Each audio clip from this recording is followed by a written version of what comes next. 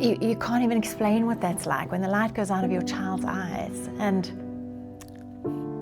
it shouldn't be. And you don't know what to do. You don't know where to go. So we try and fill that gap. You know, that there's a place, that there's someone to hold your hand and to have those conversations. To hear their story has profoundly impacted the way I manage services here in terms of us as healthcare professionals really trying to listen to the voice of families. They've created spaces of healing and caring and compassion for patients. And it's this public-private partnership that we've built over the years.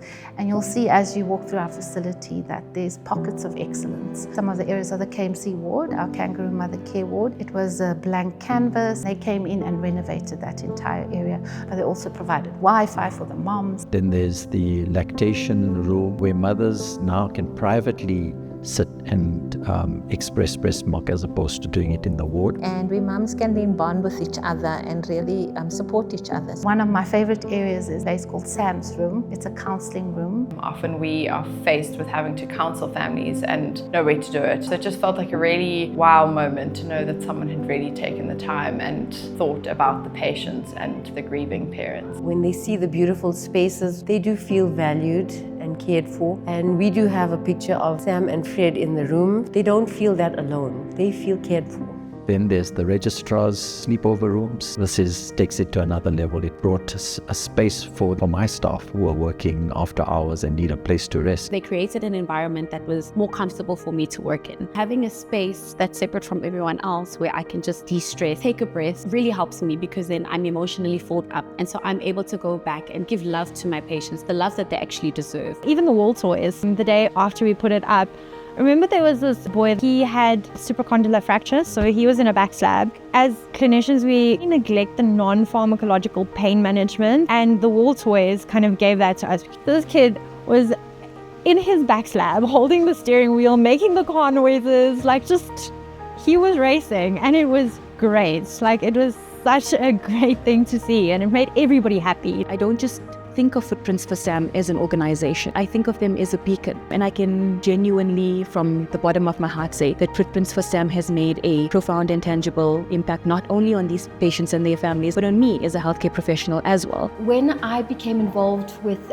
putting together a new master's program, we were focused purely on looking at the psychosocial well-being of children in hospital. And so I had invited Fred and Melissa to come and present to the postgraduate students. Their 1 hour session was literally the defining aha moment that I think all of us felt. Kind of just put the whole program together for us to understand what we were actually trying to do. Fred and Melissa have been part of that in terms of helping to give lectures and share information to our undergraduate students. The insight into that experience is what makes clinicians better at what they do. I think it really makes a difference in their outlook. Even if it's just for the one day, we really do believe that the impression lasts a whole lot longer than that. You know, she's made us more aware of self-care. If we don't look after ourselves, then it's really hard to look after other people.